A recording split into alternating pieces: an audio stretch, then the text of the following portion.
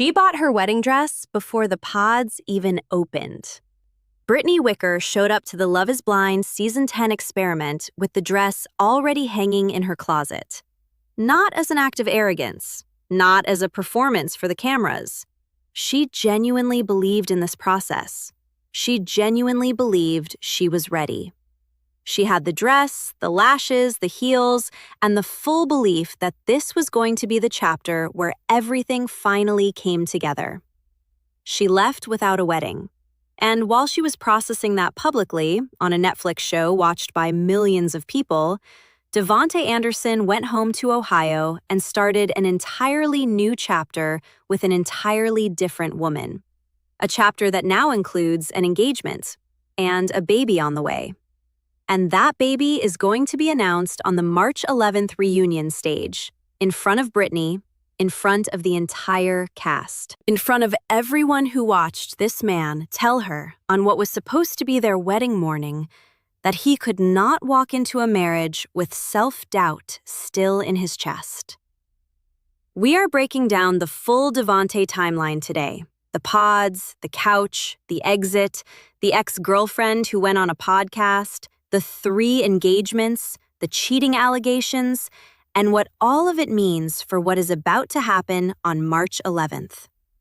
Let us go all the way back to the beginning, because the Devonta and Brittany story actually started beautifully, and that is part of what makes the rest of it so hard to sit with. Brittany and Devonta found each other on episode 3 of the season. Not episode 1, not the very first day in the pods. They took a few days to settle in, to feel out the space, and then they found each other, and something clicked. Their connection was built on shared nerdy energy. Devonta was into video games, Marvel, things that Brittany immediately responded to. She was a registered nurse who spent her Saturdays and Sundays watching football. And Devonta, a loan officer who came into this experiment wanting someone real and grounded, said that was music to his ears. They got engaged in episode 4. Brittany said she prayed for a lifetime of love and a lot of babies. Devonta said he was excited about their future. And then the cracks started showing in Mexico. The physical chemistry was more complicated than the emotional chemistry had suggested. Their love languages were different. Brittany needed physical touch and affection. She said multiple times that she felt disconnected from him because he was not reaching for her the way she needed him to reach. And Devonta, whose confessionals were already showing more hesitation than his words to Brittany were suggesting, started pulling back in ways she could feel but not fully name.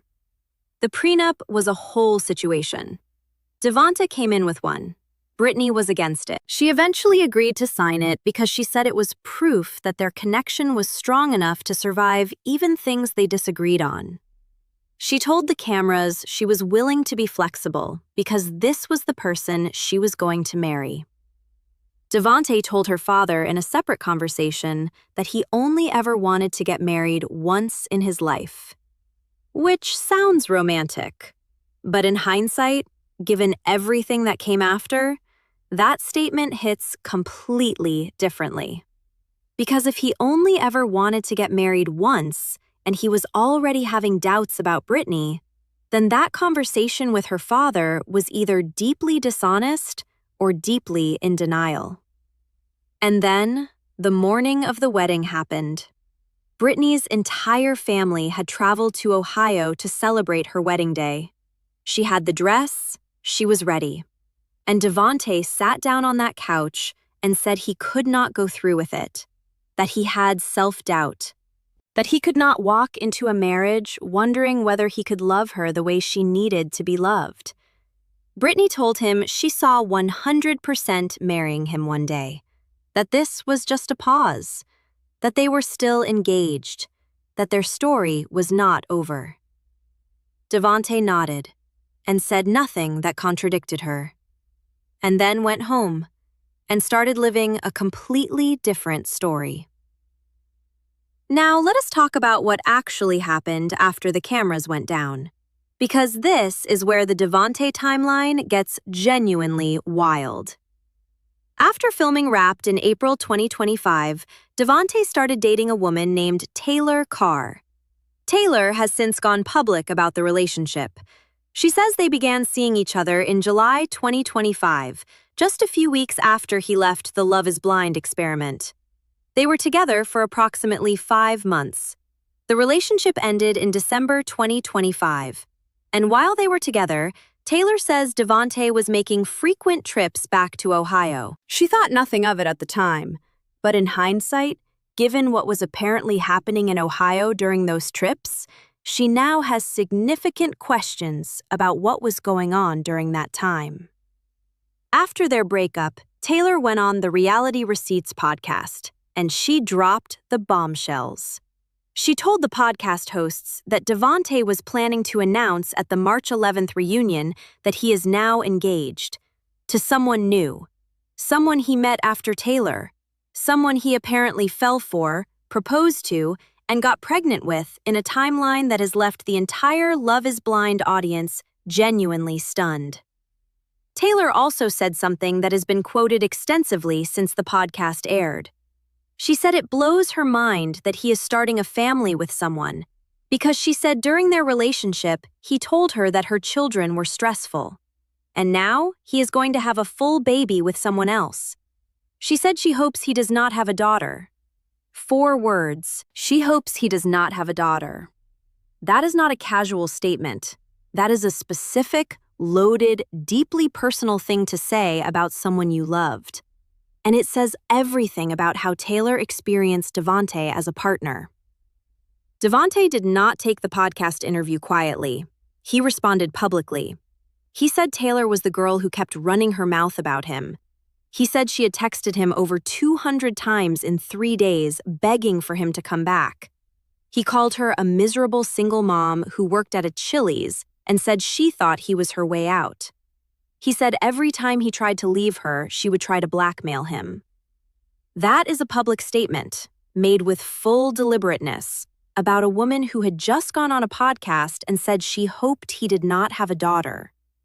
However you feel about Taylor's motives for going public, that response from Devonta is its own kind of receipt. Because a man who is confident in how he treated someone does not usually reach for insults about where they work and whether they are a good mother. That is the response of someone who felt exposed, not someone who feels clean. Now here's the detail that has been circulating on TikTok and Reddit that adds the most jaw-dropping layer to the entire Devonta story. Before Love is Blind, before Brittany, before Taylor, Devonta was apparently already engaged once before.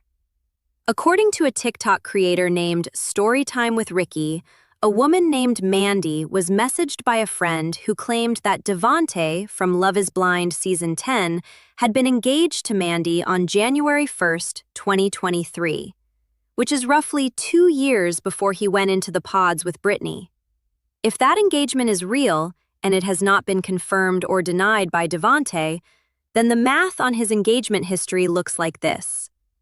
Mandy in 2023, Brittany in 2025 on a Netflix show, and now a third fiancé who is currently expecting his child. 3 engagements. And he told Brittany's father he only ever wanted to get married once.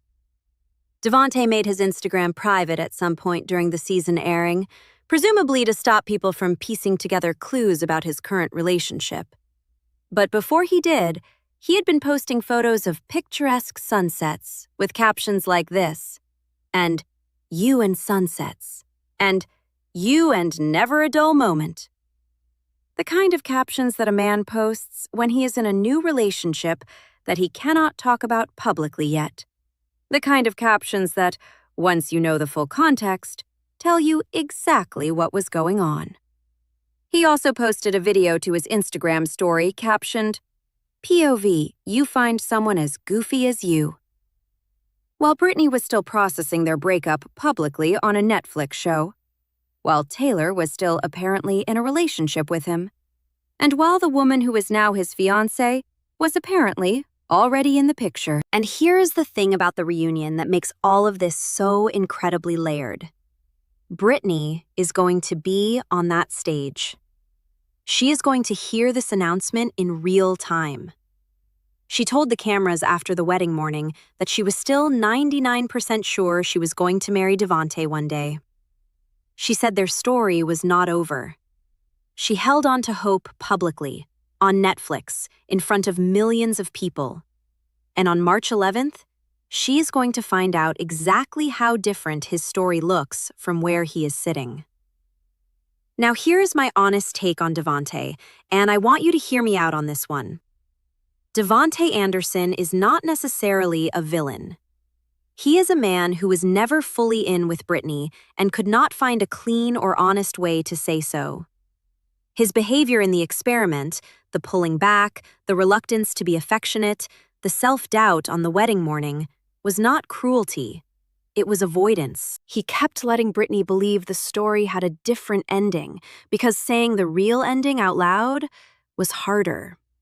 But the aftermath is where it gets much more difficult to be generous. The timeline is genuinely disrespectful to Brittany. Not because he moved on. Moving on is normal. Moving on is healthy. But moving on at the speed he moved on, and with the level of seriousness he moved on with, while she was still publicly holding on to hope on a Netflix show, is the kind of thing that you cannot fully excuse. And then the Taylor situation, the Mandy situation, the Instagram captions while 3 different women were apparently somewhere in the picture. That is a pattern. That is not just someone moving on quickly from a hard experience. That is a pattern of behavior with women that the Love is Blind experiment did not create and probably did not help. Brittany deserved better than what she got on that wedding morning, and she deserved better than finding out about a new engagement and a baby on a reunion stage. She still bought that dress before the pods opened. She still showed up. She still believed. And Devonta was already on his way to something else. Comment below right now. 3 engagements, a baby, a very public response to his ex. Where do you land on Devonta? Sympathy because the experiment was not the right fit?